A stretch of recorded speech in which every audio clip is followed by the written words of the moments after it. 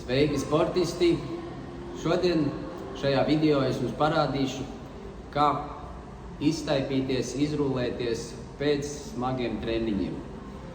Garo distanču skrējējiem vēlams staipīties un rullēties 2 reizes dienā, jo muskuļi mēdz sarauties un pa nakti viņi nepaspēja atlaisties. Šodien parādīšu, kā izrullēt, izstaipīt apakšstilbu, ikra muskuli, kvadracepsu, augšstilba muskuli un hamstringu.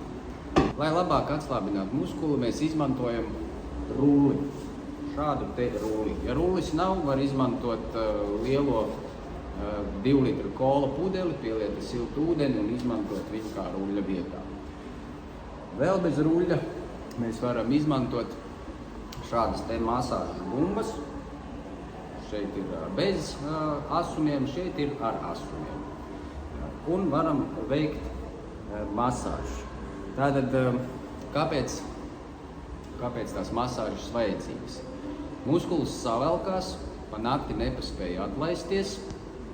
Nākamā dienā ir atkal slodze, un tā slodze tiek veikta uz neatslābinātu muskuli.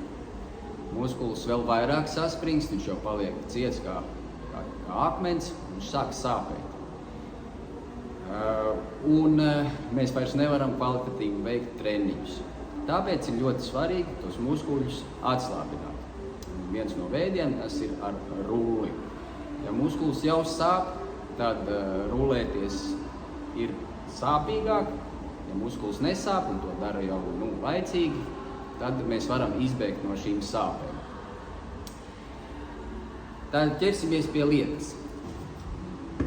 Pirmais uzdevums. Apakšstilba muskulis. Šeit te atbild par atspējiem. Ļoti nodarbināts skrējēji. Ko mēs darām? Paliekam rulli apakšā, balstamies ar svaru uz kāju un uz rokām. Un šādi te mēs lēnām izspiežam, izrullējam muskuli. Jā, mēs lēnām spiežam, sajūtam, kur ir sāpe, un to sāpi pārējiem viņam pāri. Sajūtam muskuļu daudz šķiedrus. Un tad mēs to kāju varam pagriezt pa kā 2-3 grādiem uz sāniem un nākamo šķiedru akals.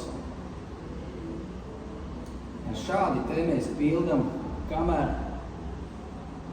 muskulis vairāk nesāp. Viņš paliek mīksts un vairs nesāp. Protams, ja ir sāpīgs, viņš sāpēs. Un pēc pirmās masāžas varbūt vēl vairāk. Tad mēs to atkārtojam kādas 20 reizes šo rullēšanos.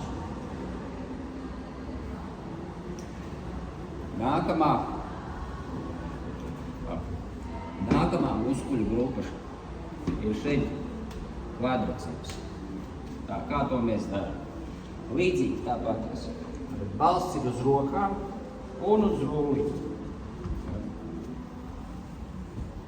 Tad mēs lēnām viņu rullējam uz priekšu, uz atpakaļ. Sajūtam, kurā vietā muskulis ir saspringts un pār to vietu lēnām rullējam pāri. Arī atkārtojam kādas reizes 20 vai arī līdz brīdim, kad jūs nejūtat vairāk sāpes vai nejūtat, ka tur ir kādi cietumi vai gulpuļi iekšā.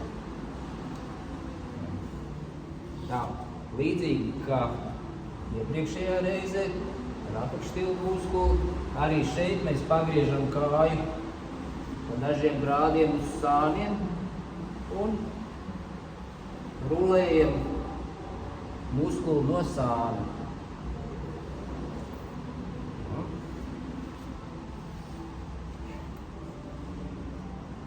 Un trešais hamstrings. Ibēnu muskulis arī līdzīgi, jūs sēžaties virsū un šādi te izrullējam hamstringu un ibēnu. To mēs darām lēnām mierīgi. sajūtam, vai muskulis atslābinās. To pašu mēs varam darīt. To pašu mēs varam darīt ar bumbiņām. Tad bumbiņu liekam apakšā zem muskuļa un meklējam, kur ir mums saspringtā vieta muskulim, un šo vietu mēs izmasējam. Spiežam šo punkuli ārā, lai viņš paliek mīksts.